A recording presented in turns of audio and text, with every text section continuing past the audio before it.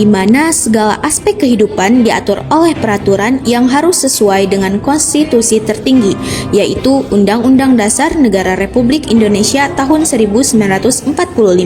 Salah satu aspek penting yang diatur adalah kesehatan yang dijamin dalam berbagai pasal dalam Undang-Undang 1945 serta peraturan perundang-undangan di bawahnya. Dalam bidang kesehatan, jaminan kesehatan bagi ibu hamil dan bayi sangatlah krusial. Pasal 28H ayat 1 Undang-Undang Dasar 1945 menyebutkan bahwa setiap orang berhak mendapatkan pelayanan kesehatan yang layak. Di sisi lain, pasal 34 ayat 3 menegaskan bahwa negara bertanggung jawab atas penyediaan fasilitas kesehatan. Namun, dalam praktiknya masih sering terjadi kasus di mana ibu hamil mengalami kesulitan dalam mendapatkan pelayanan kesehatan yang seharusnya menjadi hak mereka. Hal ini bisa disebabkan oleh regulasi di tingkat bawah yang tidak sejalan dengan nilai-nilai konstitusional. Melalui cerita ini, kita akan melihat bagaimana nilai dan norma konstitusional berperan dalam bidang kesehatan dan kebidanan, dan bagaimana tenaga kesehatan, pasien, serta masyarakat bisa memastikan hak-hak mereka terpenuhi.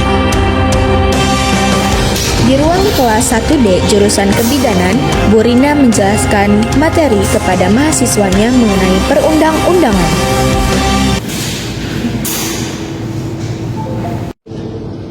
Selamat pagi semuanya. Pagi. Oke, baik. Hari ini kita akan membahas bagaimana konstitusi mengatur hak dan kewajiban terhadap kesehatan khususnya bidan dalam undang-undang tersebut. Bu, izin bertanya. Ya, silakan. Bagaimana hubungannya dengan Undang-Undang 1945? Oke, baik, dalam pasal 28H ayat 1 disebutkan bahwa setiap orang berhak mendapatkan pelayanan kesehatannya. Selain itu juga dalam pasal 34 ayat 3 disebutkan bahwa negara bertanggung jawab atas penyediaan fasilitas pelayanan kesehatan yang layak. Jadi jika ada kebijakan kesehatan yang tidak sesuai dengan undang-undang, berarti itu bisa dianggap inkonstitusional. Tepat sekali.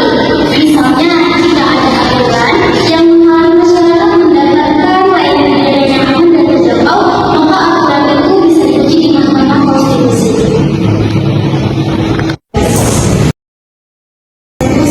Tentu saja, Bu, kita bisa mengajukan perkara ke Ombudsman atau bahkan menggugat kebijakan rumah sakit jika rumah sakit tidak terbukti bertentangan dengan kegiatan masyarakat.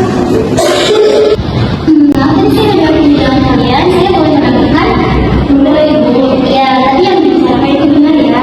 Itu sangat penting. Selain itu juga, itu penting buat bidan. Karena tenaga kesehatan itu memahami konstitusi agar bisa memperjuangkan hak pasiennya. Oh, begitu ya. Iya. Terima kasih Bu atas informasi tambahannya. Ya, sama-sama ya.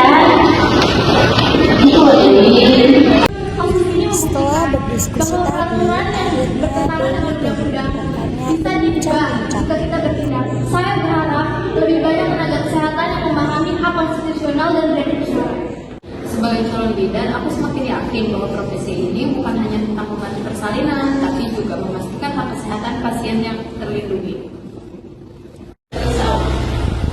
Sedangkan di rumah sakit, di ruangan bersalin, Ibu Ayu yang sedang hamil bersama suaminya, yaitu Pak Budi, pergi ke rumah sakit. Selamat siang, Bu. Dengan Ibu Ayu ya? Iya. Ada yang bisa saya bantu, Bu? Jadi gini Bu, saya mau melahirkan, tapi katanya saya harus bayar biaya tambahan karena saya nggak punya BPJS. Benar Bu, saya tidak mampu membayar. Soalnya di desa kami bilang ibu hamil itu berhak mendapatkan pelayanan bersalin yang layak.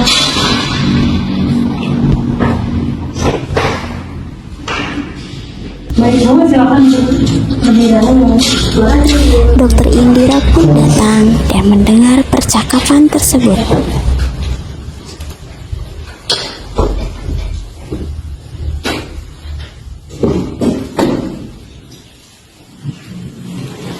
Maaf sebelumnya Ibu Bapak, saya tadi mendengar percakapan Ibu Bapak dan perawat saya mengenai persalinan Ibu.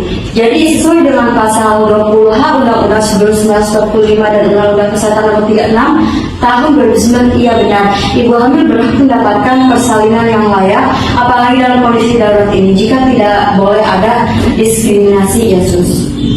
Maaf dok, saya hanya mengikuti aturan rumah sakit. Aturan rumah sakit harus sesuai dengan hukum di atasnya.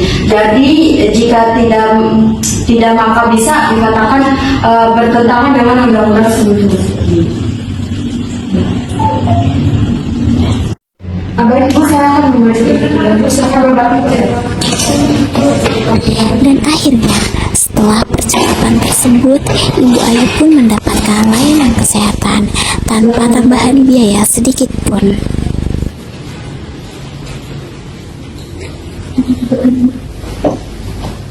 Baik Ibu, saya izin memeriksa ya sebelumnya. Baik Ibu, Mama, saya akan memeriksa tensi Ibu.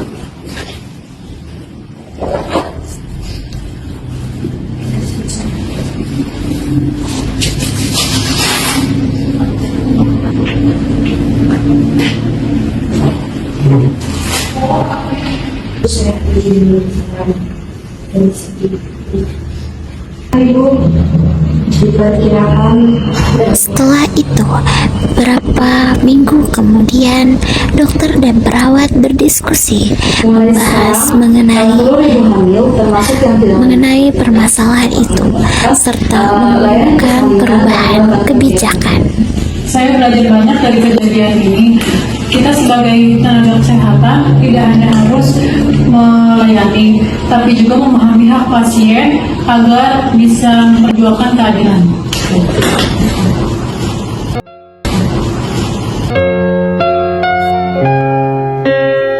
Sadarkah aku yang berjalan dalam kehampaan, terdiam, terpana, terbata, semua dalam keraguan. Kesehatan adalah hak fundamental yang dijamin oleh konstitusi dengan kesadaran dan aksi nyata. Kita dapat menciptakan sistem kesehatan yang lebih adil bagi semuanya.